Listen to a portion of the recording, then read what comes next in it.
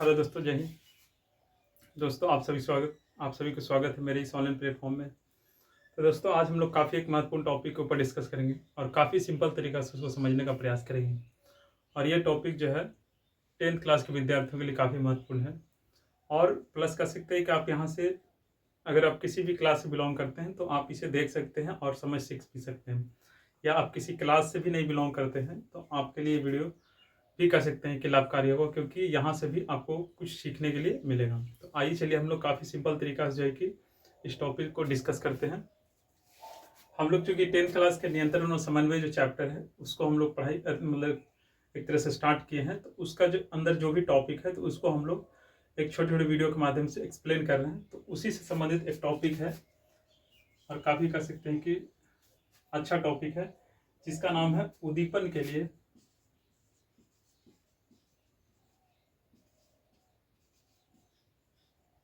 उद्दीपन के लिए तत्काल अनुक्रिया। इसको थोड़ा हम लोग समझने का प्रयास करेंगे। उद्दीपन के लिए तत्काल अनुक्रिया क्या होता है। देखिए, सबसे पहले हम लोग समझे कि उद्दीपन क्या होता है। तो उद्दीपन का मतलब कह सकते हैं कि जो वातावरण है, ठीक है, तो वातावरण में जो बदलाव होता है, ठीक है, तो उसी को कहते हैं उद्दीपन। जैसे एग्जाम्पल, अब हमारे वातावरण में जिस तरह का बदलाव होता है तो उसके अनुसार क्या करते हैं, तो हम लोग अपनी लाइफ को नियंत्रित करते हैं। हम लोग देखें, जैसे मान चलिए कि ठंडा का मौसम आ जाता है तो उसके हिसाब से हम लोग क्या करते हैं, अपना रहन सहन या कह सकते हैं कि लाइफ स्टाइल को एक तरह से एडजस्ट करते हैं ताकि हमारा जीवन जो है सुरक्षित हो सके। तो उसी प्रकार से सभी जीव जो है वो वातावरण के हिसाब से वह अपना जीवन की क्या करता है, तो एक तरह से अनुरक्षण करता है, मतलब अपने जीवन की सुरक्षा करता है या अपने जीवन की क्रियाओं के ऊपर क्या करता है, नियंत्रण करता है। जैसे एग्जाम्पल, हम लोग को कोई टच करता है तो हम लोग क्या करते हैं, खुद को कंट्रोल करते हैं कि नहीं।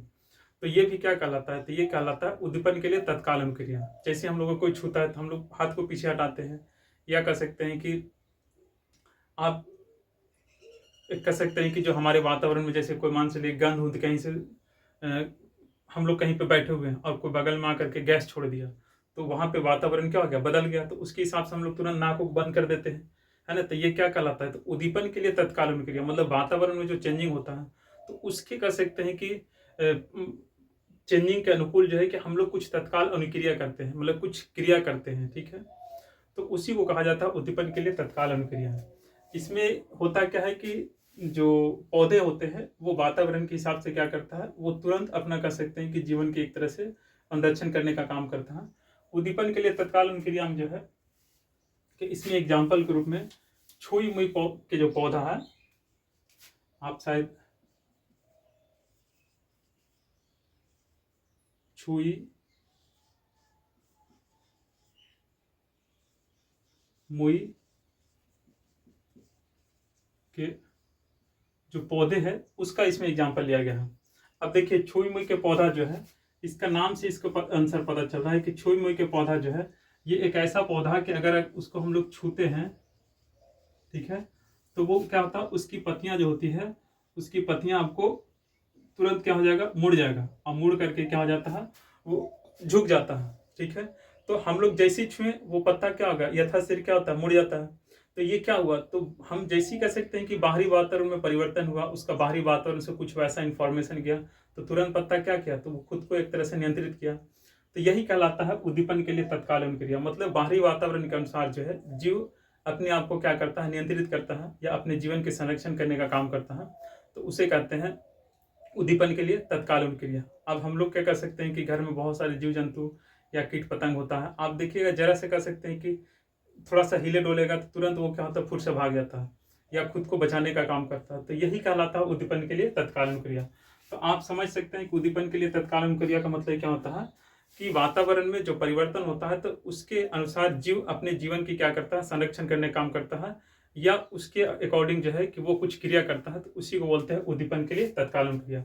और इसमें किसको रखा गया, तो छुई मुई के पौधे की पत्तियों के। इसमें बताया गया है कि छुई मुई के पौधे की पत्तियों को अगर हम लोग छूते हैं तो वो यथासिर क्या होता है, मुड़ जाता है।